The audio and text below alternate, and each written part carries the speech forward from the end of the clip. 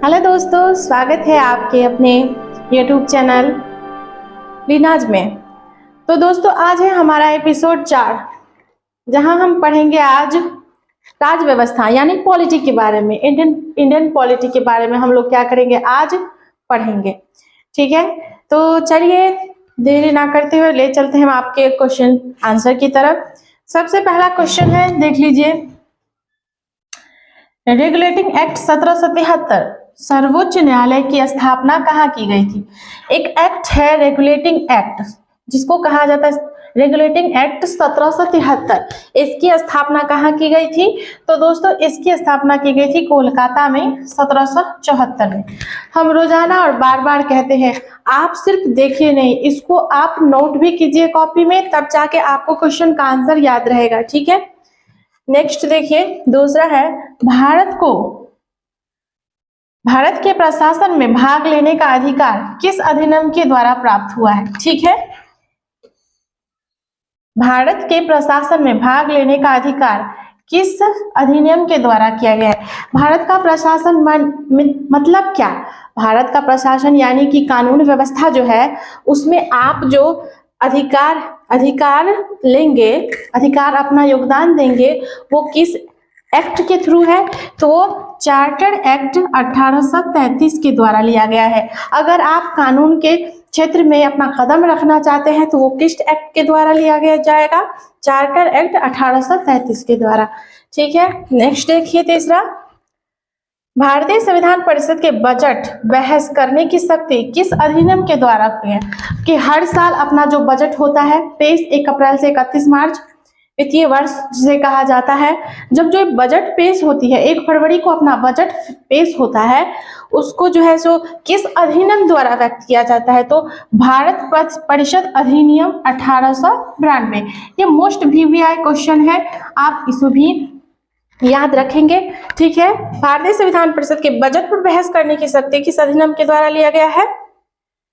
भारत परिषद अधिनियम 1892। ठीक है, नेक्स्ट देखिए, चौथा है, केंद्रीय विधानमंडल सर्वप्रथम किस अधिनियम के द्वारा बनाया गया है? ठीक है ना, केंद्रीय विधानमंडल सर्वप्रथम किस अधिनियम के द्वारा द्विसदनीय, क्या है, द्विसदनीय बनाया गया है? तो किसके द्वारा बनाया गया है? यहाँ थोड़ा सा मिस प्रिंट है, तो यहाँ किस द्विसदनीय द्वारा बनाया गया है? भारत विधानमंडल सर्वप्रथम किस अधिनियम के द्विसदनी द्वारा बनाया गया है? ठीक है, किसके द्वारा? 1919 के भारत शासन अधिनियम के द्वारा। किसके द्वारा? 1919 के भारत शासन अधिनियम द्वारा। नेक्स्ट देख लीजिए, पांचवा है, भारत के राष्ट्रपति को अधिक अध्यादेश निर्गत करने की शक्ति मूलतः किस अधिनियम से पारित है? किसको? भारत के महामहिम राष्ट्रपति जी को, ठीक है ना, अध्यादेश निर्गत करने की शक्ति मूलतः किस अधिनियम से प्रेरित है? तो किससे? भारत शासन अधिनियम 1935।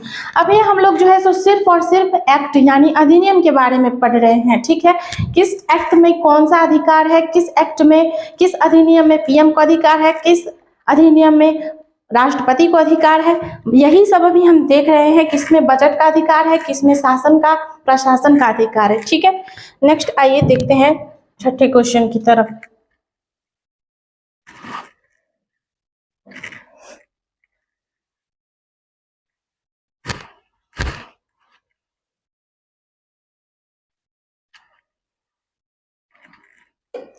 तो दोस्तों, जैसा कि अभी हम लोग जो है सो वर्दी बैच में चल रहे हैं। ठीक है, वर्दी बैच हमारा चल रहा है, एपिसोड 4 चल रहा है, जो कि मैं आपको करवा रही हूँ। इसमें हम लोग अब देखेंगे, चूंकि हम लोग इंडियन पॉलिटी से पढ़ रहे हैं, आगे हम लोग संविधान के बारे में देखेंगे, उसकी धाराएं देखेंगे कि कौन संविधान कब बना, अपना संविधान बनकर कब लागू हुआ, कब हमारा देश जो है सो पूरी तरह स्वतंत्र हुआ, और कब जो है सो संविधान में भीमराव अम्बेडकर की क्या भूमिकाएं रही थी। ये सारे के सारे हम लोग क्या करेंगे, देखेंगे। तो अभी फिलहाल हम लोग एक्ट के बारे में पढ़ रहे हैं, तो विभिन्न एक्ट के बारे में हम लोग अभी इसमें देखेंगे। ठीक है, देख लीजिए, ईस्ट इंडिया कंपनी की स्थापना 1600 में हुई थी। ठीक है, भारत में ईस्ट इंडिया कंपनी की स्थापना जो है कब हुई थी? 1600 में। तो वही जो है ना, वो कंपनी अपना एक्ट बनाया हुआ था, जिसमें हम इंडियन, और वो खुद जो ब्रिटिशर्स थे वो दोनों मिलके काम करते थे। जिस एक्ट पे, देखिए वो क्या है, ईस्ट इंडिया कंपनी जो है जिसकी स्थापना 16 में हुई थी, उन्होंने अपना एक्ट बनाया था। देखिए रेगुलेटिंग एक्ट कब बना था? 1773 में। ठीक है, रेगुलेटिंग एक्ट जो है सो कब बना था? रेगुलेटिंग एक्ट कब बना था? 1773 में। ठीक है, ध्यान देंगे, इसको आप वो स्क्रीनशॉट ले सकते हैं और इसे याद कर सकते हैं। रेगुलेटिंग एक्ट कब बना? 1773 में। पिट्स इंडिया एक्ट कब बना? 1784 में। ठीक है, चार्टर एक्ट कब बना? 1793 में। चार्टर एक्ट दूसरा कब बना? 1813 में। फिर से चार्टर एक्ट बना 1833 में। फिर चार्टर एक्ट अधिनियम 1853 में। तो ये सारे के सारे चार्टर एक्ट है, बस वर्ष बदलता गया। ठीक है ना, ये क्या हुआ? ये वर्ष बदलता गया। इस सब की भूमिका अलग अलग है, मैं आपको आगे क्लास में बताऊंगी। चार्टर एक्ट 1793, 1813, 1833, 1853 की भूमिका अलग अलग है। जो कंपनी ने एक्ट लागू किए थे ना, इसकी भूमिका अलग अलग है। मैं आपको करवाने वाली हूँ आगे इसी क्लास में सारा। ठीक है, नेक्स्ट देख लीजिए। ब्रिटेन क्राउन के अंतर्गत, ये भी है, ये भी ईस्ट इंडिया कंपनी के अंतर्गत आई थी। ये भी ब्रिटेन क्राउन के अंतर्गत किया गया है। भारतीय शासन अधिनियम 1837 में। ठीक है, ये क्राउन के अंतर्गत किया गया था। ब्रिटिश जो क्राउन थी ना, राजकुमारी, उसके अंतर्गत ये सारी धाराएं क्या की गई थी? लागू की गई थी। तो देख लेते हैं हम कब कब कौन कौन सी धाराएं लागू हुई थी, कौन कौन से अधिनियम जो है सो लागू हुए थे। भारतीय शासन अधिनियम 1858, भारत परिषद अधिनियम 1861, भारत परिषद अधिनियम 1892, भारतीय शासन अधिनियम 1919, भारतीय शासन अधिनियम 1935 और भारतीय स्वतंत्रता अधिनियम 1947। तो चूंकि कहने का मतलब है ये भारत परिषद अधिनियम, ये चारों में जो है भारत परिषद अधिनियम, ये मैं आपको बताऊंगी आगे क्लास में। सारे के सारे भारत परिषद अधिनियम है जो कि ब्रिटिशर्स क्राउन जो थी, क्राउन महारानी, उन्होंने लागू किया था। इस सब की भूमिका अलग अलग देखने को मिलती है, जो मैं आपको आगे इसी में बताऊंगी। नेक्स्ट देख लीजिए।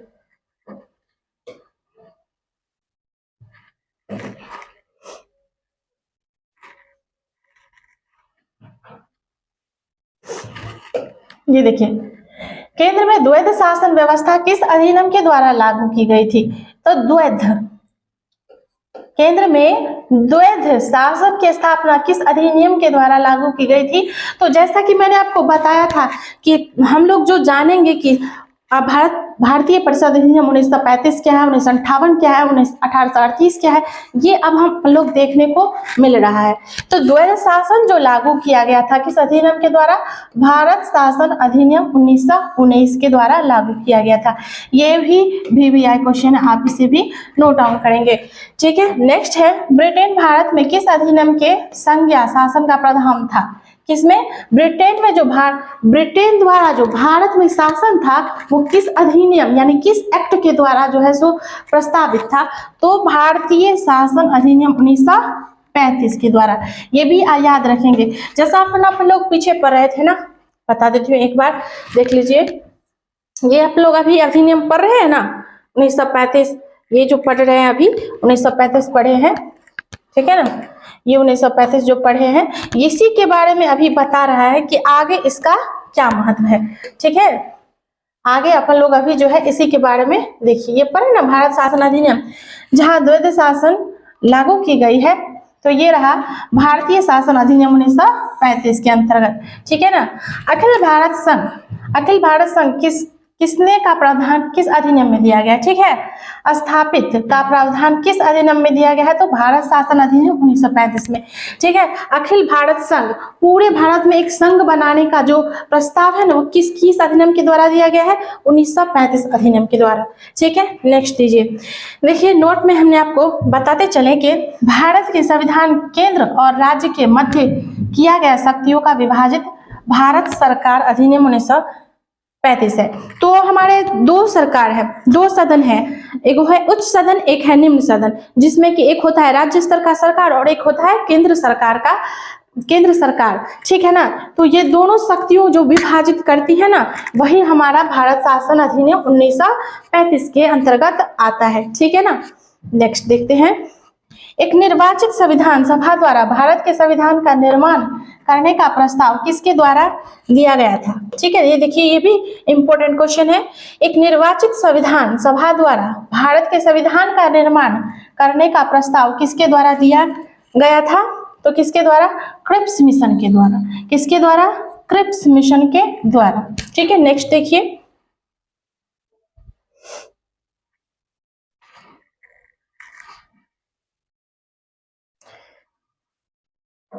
ये देखिए, भारतीय संविधान सभा का गठन किसके अंतर्गत किया गया था।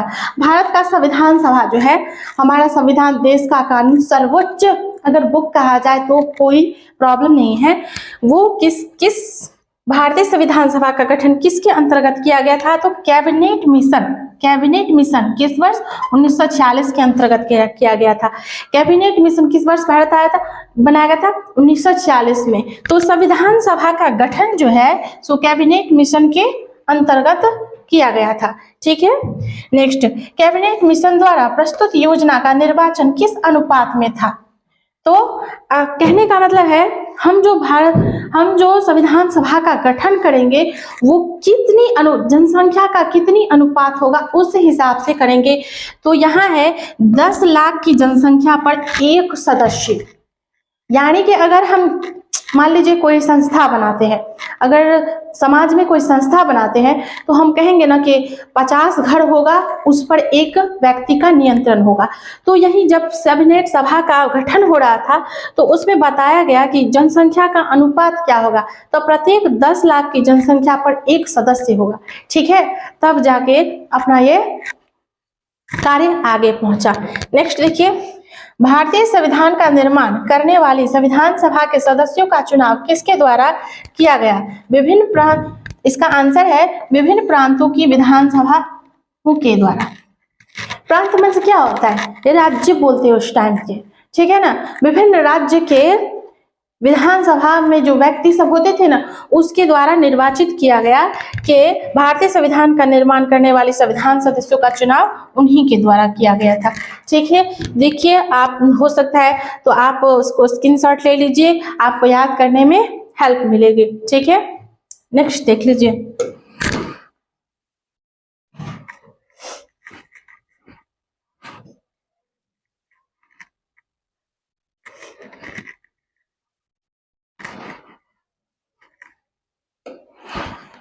ये रहे अपना अंतरिम सरकार वर्ष 1946, ठीक है ना। अंतिम जो सरकार का गठन किया गया था संविधान बनने के क्रम में, है ना, उस टाइम का ये बताया गया था कि किसको कौन सा पद दिया गया था। जैसे कि हमने आपको अभी बताया कि समाज में जब हम कोई संस्था गठित करते हैं तो किसी को मंत्री पोस्ट पर बैठाते हैं, किसी को प्रधानमंत्री पोस्ट पर बैठाते हैं, किसी को सूबेदार बना देते हैं, तो किसी को अध्यक्ष बना देते हैं और किसी को कोषाध्यक्ष बना देते हैं। तो उस टाइम जब हमारे अंतरिम सरकार का गठन हो रहा था, संविधान गठन होने के समय, तो किसको कौन सा पोस्ट दिया गया, आइए देखते हैं हम। उस टाइम तो जवाहरलाल नेहरू को कौन सा पोस्ट दिया गया था, राष्ट्रमंडल संबंध विदेशी मामलों में जो जैसे कि देश में क्या आयात होता है, क्या निर्यात होता है, कौन से झगड़े कहाँ हो रहे हैं, कौन सी लड़ाइयाँ कहाँ हो रही है, तो ये विदेशी मामले से संबंधित थे कौन, जवाहरलाल नेहरू जी, ठीक है ना। ठीक है, सरदार वल्लभ भाई पटेल को कौन सी पोस्ट दी गई थी, तो गृह सूचना एवं प्रसारण। गृह सूचना, जो भी गृह से संबंधित, घर से संबंधित सूचनाएं थी और जो उसको प्रचार करना था, तो वो किसको दिया गया था, सरदार वल्लभ भाई पटेल जी को, ठीक है। नेक्स्ट है देश रत्न डॉक्टर राजेंद्र प्रसाद को, है ना। तो खाद्य एवं कृषि संस्थान इसको दिया गया था, क्या दिया गया था, खाद्य एवं कृषि वाला पोस्ट दिया गया था। नेक्स्ट है जॉन मथाई को क्या दिया गया था, उद्योग एवं नागरिक आपूर्ति दिया गया था, ठीक है। जब 5 में देखिए जगजीवन राम को श्रम विभाग दिया गया था, यानी कि वर्कर्स से कैसे काम कराना है, वर्कर्स की किन जरूरतों का ख्याल रखना है, ये श्रम विभाग जो है किसे दिया गया था, जगजीवन राम जी को दिया गया था। ठीक है ना। नेक्स्ट देखिए, सरदार बलदेव सिंह को रक्षा के लिए दिया गया था। जो सिपाही कार्यरत थे, रक्षा करते थे, उसकी देखरेख के किसको दिया गया था, सरदार बलदेव सिंह को। ठीक है। लियाकत अली खान को कौन सा पोस्ट दिया गया था, वित्त विभाग, यानी कि पैसों का जितना सारा लेखा जोखा है, वित्त विवरण है, किसको कितना इनकम दिया गया, किससे कितना इनकम हुआ, कृषि विभाग से, राजस्व विभाग से कितना इनकम हुआ, ये किसे दिया गया था, लियाकत अली खान जी को वित्त विभाग दिया गया था। ठीक है ना। नेक्स्ट है श्री राजगोपालाचारी जी को, देखिए कौन सा पोस्ट दिया गया था, शिक्षा एवं कला। स्टेट में, प्रांत में, या फिर पूरे राज्य में, या फिर केंद्रीय में कैसी शिक्षा चल रही है, इसकी जिम्मेदारी किसको दी गई थी, तो श्री राजगोपालाचारी जी को दी गई थी। जब हमारी अंतरिम सरकार का गठन हो रहा था तब। ठीक है। नेक्स्ट ऊपर देख लीजिए। नेक्स्ट, भारत शासन अधिनियम 1919 की समीक्षा करने के लिए साइमन कमीशन का गठन कब किया गया था, ध्यान दीजिए, ये भी मोस्ट इंपोर्टेंट क्वेश्चन है। भारत शासन अधिनियम 1937 की समीक्षा करने के लिए साइमन कमीशन का गठन कब किया गया था, वर्ष 1927 में। कब किया गया था, वर्ष 1927 में। भारत की संविधान सभा पहली बैठक कब हुई थी, भारतीय संविधान सभा की पहली बैठक कब हुई थी, 9 दिसंबर 1946 को। ये मोस्ट इंपोर्टेंट क्वेश्चन है, आप इसे याद करेंगे। ठीक है, ये मोस्ट इंपोर्टेंट क्वेश्चन है। संविधान सभा की पहली बैठक, संविधान सभा जो बनने जा रही थी ना, उसमें पहली बैठक जो हुई थी कब हुई थी, 9 दिसंबर 1946 को। याद रखेंगे 9 दिसंबर 1946 को, ये मोस्ट VVI क्वेश्चन है। ठीक है। नेक्स्ट देखिए, संविधान सभा के अस्थायी अध्यक्ष किसे नियुक्त किया गया था। अस्थायी, दो प्रकार के सदस्य होते थे, एक होते थे अस्थायी जो कि हमेशा के लिए रहेंगे, और दूसरे होते थे अस्थायी जिसे कुछ वर्षों के पश्चात हटा दिया जाता था। ठीक है ना। तो अस्थायी अध्यक्ष पूछे, ये MVVI, अगर इसे 3 स्टार देंगे तो कोई प्रॉब्लम नहीं है। ठीक है। ये जो है ना अस्थायी अध्यक्ष, संविधान सभा का अस्थायी अध्यक्ष किसे कहा जाता था, डॉक्टर राजेंद्र प्रसाद जी को। ठीक है ना। नेक्स्ट देख लीजिए, संविधान सभा में पंडित नेहरू द्वारा उद्देश्य प्रस्ताव कब प्रस्तुत किया गया, इसका आंसर है, आगे दिखाती हूँ सवाल क्या है। संविधान सभा में पंडित नेहरू द्वारा उद्देश्य प्रस्ताव कब प्रस्तुत किया गया था, कब किया गया था, संविधान सभा में जो था ना उद्देश्य का प्रस्ताव किया गया था कब, 13 दिसंबर 1946 को। ठीक है, ऐसे आप याद रखेंगे, ये भी इंपॉर्टेंट क्वेश्चन है। नेक्स्ट है, नेहरू द्वारा प्राप्त उद्देश्य प्रस्ताव संविधान सभा में कब स्वीकृत हुआ था। जो वो नेहरू जी, अभी हमने बताया कि 13 दिसंबर 1946 को उसने अपना उद्देश्य दिया था संविधान सभा के थ्रू, तो वो जो है सो नेहरू द्वारा दिया गया था, वो संविधान में कब स्वीकृत किया गया, 22 जनवरी 1947 को। जब हमारा संविधान बनने के क्रम में था तो जवाहरलाल नेहरू ने अपना एक उद्देश्य दिया था 13 दिसंबर 1946 को, जो कब दिया गया था, 22 जनवरी 1947 में स्वीकृत किया गया उसे, नहीं कि नहीं ये संविधान के लिए बेहतर है, तो कब किया गया था, 22 जनवरी 1947। ये भी मोस्ट इंपोर्टेंट क्वेश्चन है। ठीक है ना, ये क्या है, मोस्ट इंपोर्टेंट क्वेश्चन है, आप इसे भी नोट करिएगा। चलिए नेक्स्ट देख लेते हैं, भारतीय संविधान के निर्माण में संविधान सभा को कितना समय लगा। अपना जो है सो संविधान बनने में लगभग कितना समय लगा, 2 वर्ष 11 माह और 18 दिन। संविधान ऐसे नहीं बना है, संविधान जो है सो अपने आप में एक अलग बुक है। पूरे इंडिया के जो भी पढ़ लेगा वो किसी से कभी जीवन में बहस ही नहीं करेगा कि आपका धर्म गलत है, कि आपका मजहब गलत है।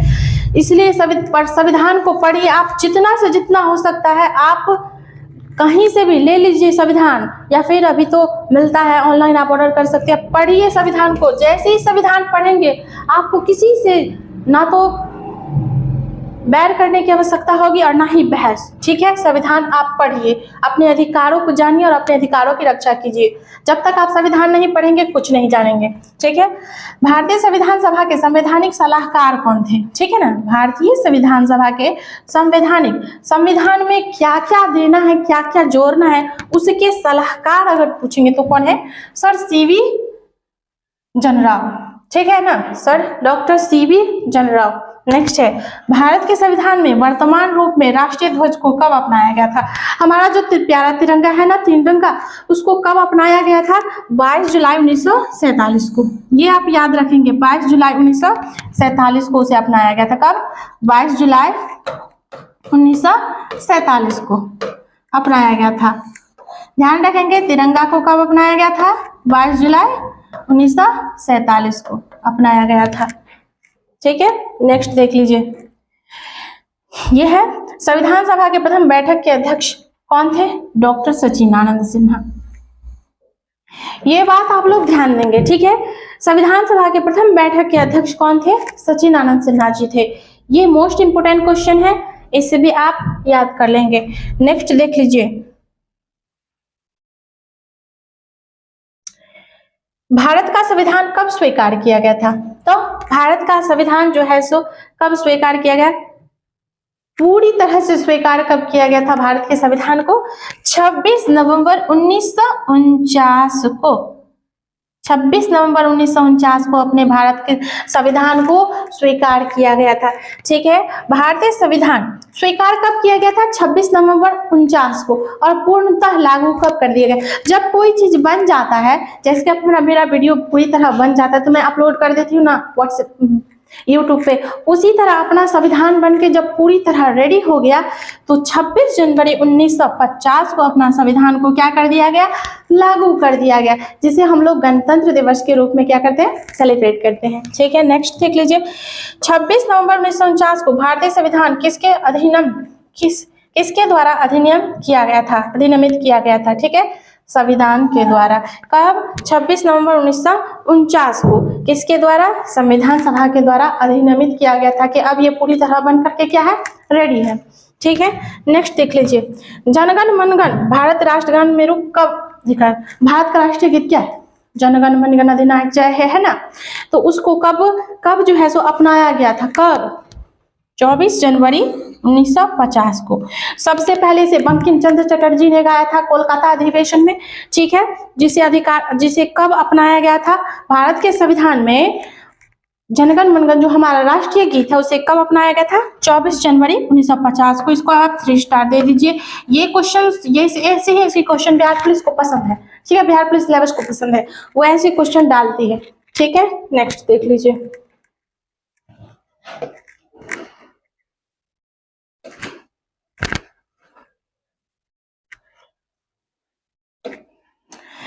भारत सरकार द्वारा अशोक स्तंभ को राष्ट्रीय चिन्ह के रूप में कब अंगीकृत किया गया? आप देखे हैं ना, भारत सरकार अशोक स्तंभ जानते हैं, अपने सिक्के में जो रहता है 3-4 मुखी वाला शेर के रूप में, उसे ही अशोक स्तंभ कहते हैं, है ना। ये जो है सो उसे कब अंगीकृत किया गया था? 26 जनवरी 1950 को। कब? 26 जनवरी 1950 को अंगीकृत किया गया। किसे? अशोक चक्र में जो राष्ट्रीय स्तंभ है, स्तंभ राष्ट्रीय चिन्ह है ना, उसको 26 जनवरी 1950 को लागू अपनाया गया था। ठीक है, नेक्स्ट देख लीजिए, नोट डाउन के रूप में है, भारतीय संविधान का प्रथम प्रारूप सर BN राव के द्वारा तैयार किया गया था। क्या है? संविधान सभा का भारतीय संविधान का प्रथम प्रारूप, यानी रूप जो देना है ना, उसको कैसा रूप देना, कैसा लुक देना। कोई बुक तैयार हो जाता है तो फिर उसका फ्रंट पेज जो है ना, प्रारूप बोलते हैं उसको, जो तैयार किया जाता है, तो किसके द्वारा दिया गया था? सर BN राव के द्वारा। किसके द्वारा? सर BN राव के द्वारा दिया गया था। नेक्स्ट देख लीजिए, संविधान सभा की सलाहकार समिति के अध्यक्ष कौन थे? संविधान सलाहकार की, अभी मैंने बताया था, सलाहकार समिति के अध्यक्ष कौन थे? सरदार वल्लभ भाई पटेल थे। ठीक है, देख लीजिए नेक्स्ट, भारत का संविधान मूलतः 2 भाषा, हिंदी और अंग्रेजी, अगर मान लीजिए कोई कोई हिंदी मीडियम में उतना नहीं जानते हैं, अंग्रेजी मीडियम में जानते हैं, अगर जानना चाहते हैं कि हम संविधान पढ़ना चाहते हैं तो चलो भाई, उसके लिए हिंदी और इंग्लिश दोनों में चीज में जो है सो संविधान का भाषा उपलब्ध है। आप कहीं दोनों भी भाषा में पढ़ सकते हैं इसको, ठीक है। इसलिए उस किसने संविधान जब बन रहा था तो सोचा कि हिंदी तो सब नहीं जानते हैं, आप मान लीजिए आप ब्रिटिश ही पढ़ना चाहेगा, ब्रिटेन का आदमी ही पढ़ना चाहेगा, कहीं भी पढ़ना चाहेगा, क्योंकि अंग्रेजी तो पूरे संसार में मान्य है। तो उन्होंने क्या किए, जब भी संविधान बनना शुरू हुआ तो हिंदी और इंग्लिश दोनों पर हस्ताक्षर अपना कर दिए कि नहीं भाई, दोनों हिंदी और इंग्लिश दोनों में छपेगा अपना संविधान, ठीक है। नेक्स्ट देखिए, संविधान सभा 9 दिसंबर 1946 को संविधान सभा की प्रथम बैठक हुई। कब बैठक हुई? 9 दिसंबर 1946 को अपने संविधान सभा की प्रथम बैठक हुई थी, ठीक है, जिसमें डॉक्टर सच्चिदानंद सिन्हा को अस्थायी अध्यक्ष बनाया गया था। जैसे कि मैंने आपको पहले ही बताया था, संविधान सभा के 2 अध्यक्ष थे, एक थे अस्थायी और दूसरे थे क्या? अस्थायी। अस्थायी को कुछ सालों बाद हटा दिया जाता है, 2, 3, 4, 5, लेकिन अस्थायी जो रहेंगे वो हमेशा के लिए उस पद पर आसीन रहेंगे, ठीक है ना। तो किसको? डॉक्टर सच्चिदानंद सिन्हा को अस्थायी अध्यक्ष तथा 11 दिसंबर 1946 को डॉक्टर राजेंद्र प्रसाद को क्या किया गया? तो अस्थायी अध्यक्ष बनाया गया था। मैंने बताया था एक अस्थायी तो और एक अस्थायी। अस्थायी में सच्चिदानंद सिन्हा को और अस्थायी में डॉक्टर राजेंद्र प्रसाद को बनाया गया था। कब? 9 दिसंबर 1946 को। तो सवाल कैसी बनने की उम्मीद है कि बताइए, संविधान सभा में 9 दिसंबर 1946 को अस्थायी अध्यक्ष कौन थे? तो आप फौरन कर देंगे सच्चिदानंद सिन्हा। और अगर पूछ ले अस्थायी अध्यक्ष कौन थे तो आप जवाब दे देंगे डॉक्टर राजेंद्र प्रसाद जी, ठीक है। देखिए, को अस्थायी अध्यक्ष बनाया था, जैसे कि मैंने अपने अभी बताया। संविधान निर्माण का प्रारंभ 13 दिसंबर 1946 को पंडित जवाहरलाल नेहरू द्वारा प्रस्तुत किया गया था, है ना। संविधान निर्माण का प्रारंभ, अच्छा पूछेगा, ये भी इंपॉर्टेंट क्वेश्चन है कि संविधान निर्माण का प्रारंभ होना कब से शुरू हुआ था, किस दिन से हुआ था? तो 13 दिसंबर 1946 को। किसके द्वारा? जवाहरलाल नेहरू के द्वारा प्रस्तुत किया गया था, ठीक है। कि आप संविधान निर्माण प्रक्रिया से स्टार्टिंग की जाती है, ठीक है, जिसमें 22 जनवरी 1947 को सर्वसम्मति से स्वीकार कर लिया गया। तब कब? 22 जनवरी, अभी मैंने ऊपर बताया था आपको, ठीक है ना, कि 22 जनवरी को 13 दिसंबर 1946 को बनना शुरू हो गया कौन चीज? अपना संविधान। और 22 जनवरी 1947 को पूरी तरह से बन करके क्या हो गया? तैयार हो गया। तो सर्वसम्मति से ये क्या हो गया? रेडी हो गया। और 26 नवंबर 1949 को भारतीय संविधान अंगीकृत किया गया। अब उसे कहा गया कि हम क्या करेंगे? पूरी तरह पारित करेंगे। तो 26 दिसंबर 1949 को उसे अंगीकृत कर दिया गया और 26 जनवरी 1950 को पूरे इंडिया भर में उसे क्या कर दिया? लागू कर दिया कि लो, अपना संविधान बनकर तैयार है, ये आज से कानून हुआ संसार का, सॉरी इंडिया का, और आप लोग इस पर अपना अमल करेंगे और इसी के हिसाब से पूरे इंडिया का काम चलेगा, ठीक है। नेक्स्ट देखिए,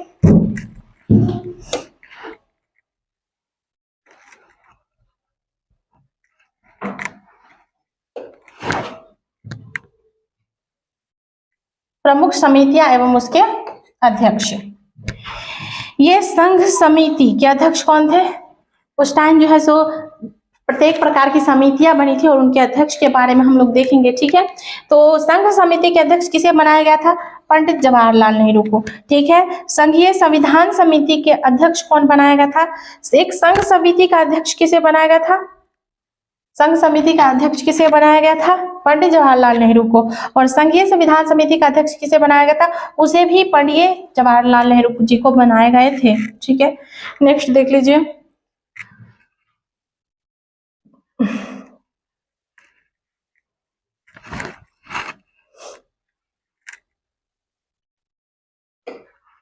प्रांतीय संविधान समिति का अध्यक्ष किसे बनाया गया था? प्रांतीय यानी जो राज्य के सूबे वाइज जो क्या बनाया गया था? अध्यक्ष बनाया गया था किसे?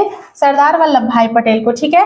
प्रारूप समिति का अध्यक्ष कौन बनाया था? जैसे कि मैंने आपको भी बताया था, डॉक्टर भीमराव अंबेडकर को, ठीक है।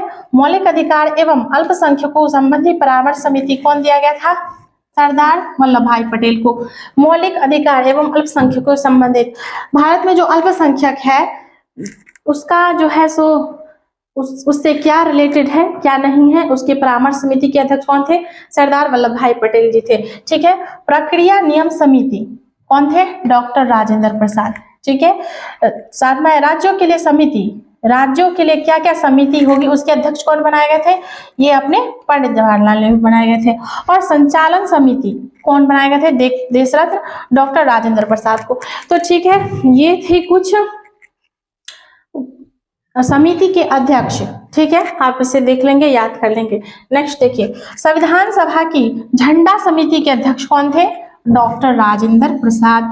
की भी समिति के अंतर्गत चल रहे हैं। कौन थे? संविधान समिति के झंडा समिति के अध्यक्ष कौन थे? झंडा जो समिति थी उसके अध्यक्ष थे डॉक्टर राजेंद्र प्रसाद। ये भी MVBI है, मोस्ट भी आया, इसे भी आप एक नजर देख लेंगे। ठीक है। संविधान सभा के कार्यों से संबंधित समिति के अध्यक्ष कौन थे? जीवी मावलंकर। जीवी मावलंकर जो थे संविधान सभा के कार्यों से संबंधित अध्यक्ष थे। कौन? जीवी मावलंकर। ठीक है। नेक्स्ट देख लीजिए, नोट में देख लीजिए, डॉक्टर भीमराव अंबेडकर की अध्यक्षता में संविधान सभा की प्रारूप समिति में एक अच्छा अन्य सदस्य थे। ठीक है ना। डॉक्टर भीमराव अंबेडकर, संविधान बनाने का श्रेय किसे दिया जाता है? संविधान बनाने का श्रेय डॉक्टर भीमराव अंबेडकर जी को दिया जाता है, जो महार जाति के थे। इन्होंने अपने लाइफ में इतनी प्रॉब्लम्स सही थी, अस्पृश्यता यानी छुआछूत को लेकर के इन्होंने ठान लिया, मैं देश का ऐसा संविधान बनाऊंगा जो कि जहां सभी धर्म इक्वल होंगे, यानी कि धर्मनिरपेक्ष राज्य होगा। ठीक है। तो किसकी प्रारूप में? डॉक्टर संविधान अंबेडकर की अध्यक्षता में संविधान सभा के प्रारूप में एक अच्छा अन्य सदस्य थे। ठीक है। एवं Gopal Swami Ayyar, doctor KM Munshi, MBL Mitra, बाद में उसके स्थान पर N माधवराव, किसके स्थान पर?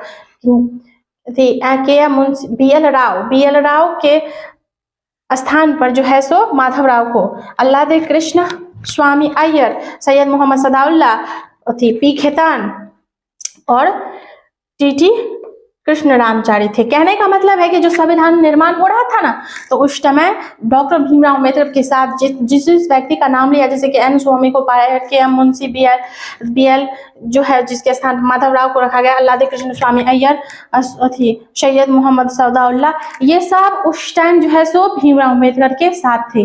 ठीक है। नेक्स्ट देख लीजिए, संविधान सभा में डॉक्टर भीमराव अंबेडकर की अध्यक्षता में प्रारूप समिति का गठन कब किया गया था? कब किया गया था?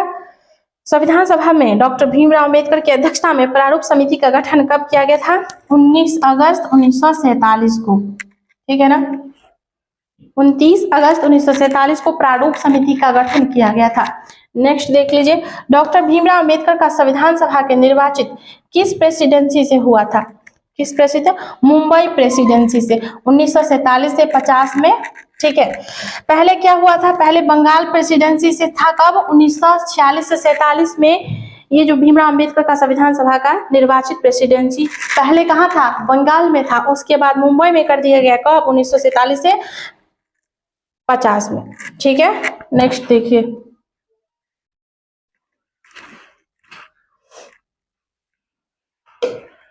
भारतीय संविधान में मौलिक कर्तव्यों का विचार किस देश के संविधान से लिया गया है? अब देखिए, ये बहुत स्पेशल क्वेश्चन है। मौलिक अधिकार जो हम लोगों का है ना, मौलिक कर्तव्य क्या है, हम लोग आगे देखेंगे क्या क्या मौलिक कर्तव्य है। फिलहाल भारतीय संविधान के कर्तव्य, मौलिक कर्तव्यों का विचार किस देश से लिया गया है? तो ये रूस के संविधान से लिया गया। किसके संविधान से लिया गया है? रूस जो देश है अपना यूके, उसके संविधान से लिया गया है। ठीक है।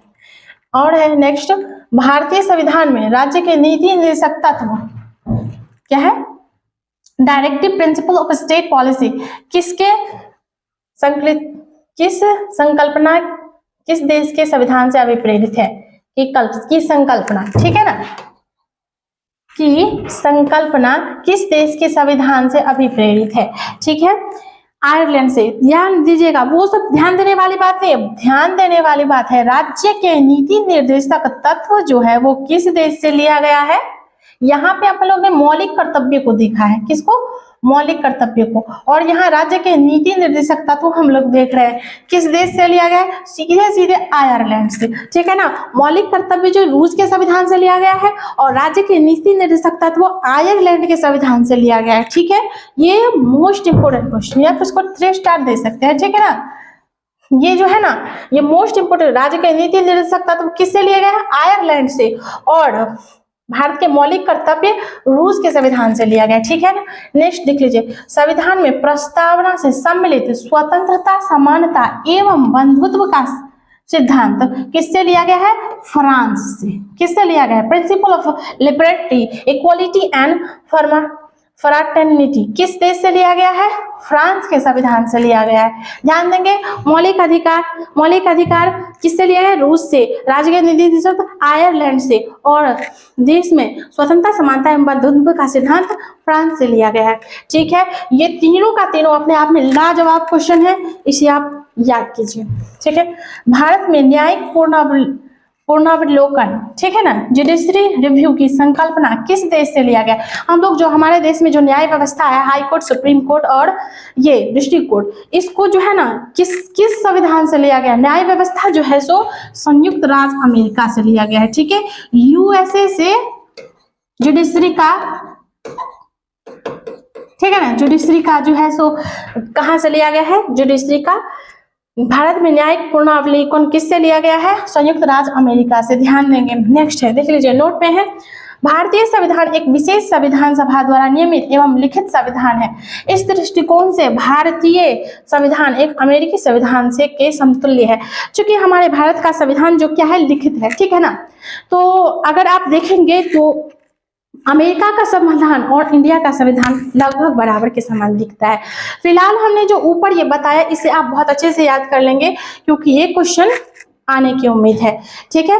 भारतीय संविधान में संवैधानिक संशोधन, ठीक है ना, कॉन्स्टिट्यूशनल अमेंडमेंट का प्रस्ताव किस देश से लिया गया है, दक्षिण अफ्रीका। देखिए, जब संविधान में कोई चीज लगता है कि नहीं इसे सुधारना है, ये हो सकता है ये धाराएं गलत है, ये भाग गलत है, तो उसको सुधारना जो है, तो उस सुधारने की प्रक्रिया किस देश से ली गई है, ये दक्षिण अफ्रीका, साउथ अफ्रीका से लिया गया है, ठीक है। ये भी मोस्ट इंपोर्टेंट क्वेश्चन है। नेक्स्ट देख लीजिए, भारत संविधान में सम्मिलित आपातकालीन उपबंध किस देश के संविधान से लिया गया है। अब मान लीजिए कोई युद्ध की स्थिति हो गई, तो हम वहां पर अपना स्ट्राइक लगा देते हैं, यानी आपातकाल लागू कर देते हैं कि इस देश में यहाँ ना कोई आएगा, ना कोई जाएगा, ना किसी से बाहर निकलेगा। तो ये भी किस देश से लिया गया है, तो ये जर्मनी के वीमर संविधान से लिया गया है, जर्मनी के संविधान से लिया गया। किससे, जर्मनी के संविधान से। तो ये जो हमारा संविधान है, इसमें बाहर से क्या क्या लिया गया, अभी हम ये पढ़ा रहे हैं, आप इसको समझिए, ये बहुत ही इंपॉर्टेंट टॉपिक है, ठीक है। नेक्स्ट देख लीजिए, शक्तिशाली केंद्र के साथ भारत की संघात्मक व्यवस्था, ठीक है ना, फेडरल सिस्टम किस देश से ली गई है। हमारे देश में जो संघ सरकार, एक राज्य सरकार है और दूसरा संघ सरकार है, तो संघ सरकार बनाना है, इसका जो है सो प्रस्ताव कहां से लिया गया है, तो ये कनाडा से, यानी कनाडा से लिया गया है। कहां से, कनाडा से लिया गया। ये अपने आप में ये चैप्टर एक बहुत इंपॉर्टेंट है, ठीक है ना। ये क्या है, संघात्मक शासन व्यवस्था कहां से लिया गया है, कनाडा से लिया गया है, ठीक है। नेक्स्ट देख लीजिए, भारत के संविधान में सम्मिलित समापवर्ती किस देश से लिया गया है, ठीक है। समवर्ती सूची, सॉरी यहाँ मिस्टेक हुआ है, समवर्ती सूची किस देश से लिया गया है, ऑस्ट्रेलिया से। यहाँ पे राज्य सूची थी, संघ सूची और समवर्ती सूची है, ठीक है ना, जिसमें कि भारत के संविधान में समवर्ती सूची कहाँ से लिया गया है, ऑस्ट्रेलिया से लिया गया। 3 सूची है, राज्य सूची, संघ सूची और समवर्ती सूची, ठीक है ना। तो समवर्ती सूची किससे लिया गया है, ऑस्ट्रेलिया से। मैं आपको सारा का सारा डिटेल्स करवाने वाली हूँ इसमें, बस आप ध्यान से देखिए। जिस हिसाब से पढ़ाई हो रहा है, अभी आने वाला है बीएसएससी का, आपको उसमें भी ये फायदा कर सकता है। फिलहाल ये बिहार पुलिस का वर्दी बैच है, लेकिन उसमें बेहतर तरीके से फायदा कर सकता है ये, अगर आप एक बार भी याद कर लेंगे तो, ठीक है। नेक्स्ट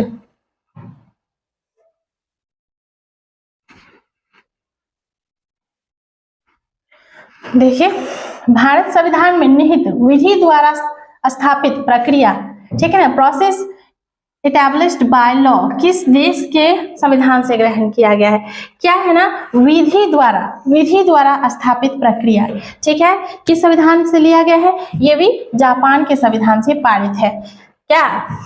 प्रोसेस एस्टैब्लिश्ड लॉ, कानून, ये है ना विधि द्वारा प्रक्रिया, यानी कानून का प्रक्रिया जो किससे द्वारा लिया गया है? जापान के संविधान से, ठीक है। नेक्स्ट देख लीजिए, भारत संविधान की प्रस्तावना सामाजिक, आर्थिक एवं राजनीतिक न्याय का आदर्श का प्रावधान किस देश से संबंधित है?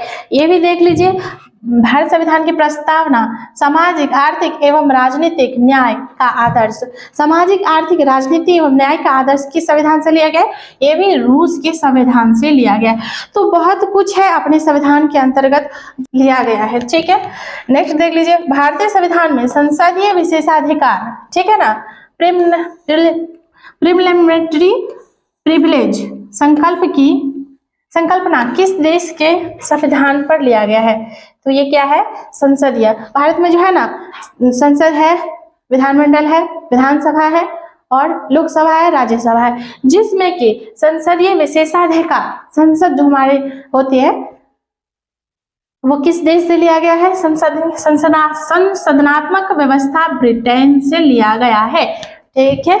नेक्स्ट देख लीजिए, नोट में है जो कि लास्ट है, भारतीय संविधान में विधि निर्माण प्रक्रिया ब्रिटेन से लिया गया है। विधि निर्माण यानी कानून जो निर्माण प्रक्रिया है वो ब्रिटेन से लिया गया है, जबकि विधि द्वारा स्थापित प्रक्रिया जापान से लिया गया। यहाँ दो चीज है, नोट करने वाली बात है, यहाँ दो चीज है। देखिए, सबसे पहली बात तो कि विधि निर्माण जो है, देख लीजिए, विधि निर्माण अलग से है, ठीक है, वो कहाँ से लिया गया है? ब्रिटेन से, ठीक है, जबकि विधि द्वारा स्थापित प्रक्रिया जापान से लिया गया है। यहाँ दो चीज है, एक चीज ये है और एक चीज दूसरा चीज ये है, तो आप ध्यान देंगे। आई होप ये बेहतरीन क्लास थी राज्य व्यवस्था की पॉलिटी पर। आप इसे देखेंगे और याद कर लेंगे तो निश्चित एक भी क्वेश्चन नहीं छूटेगा। ये बहुत फायदा करेगा आपको इस एग्जाम में भी, और अभी जो आने वाला है बिहार एसआई का, जिसे हम लोग दरोगा कहते हैं, ये भी आपको बहुत इंपॉर्टेंट रहेगा उसमें। तो आप इसे नोट करते जाएंगे तो आपको दोनों में ये यूजफुल रहेगा, ठीक है। आज के लिए बस इतना ही, तब तक मिलते हैं नेक्स्ट वीडियो में। आज के लिए थैंक यू।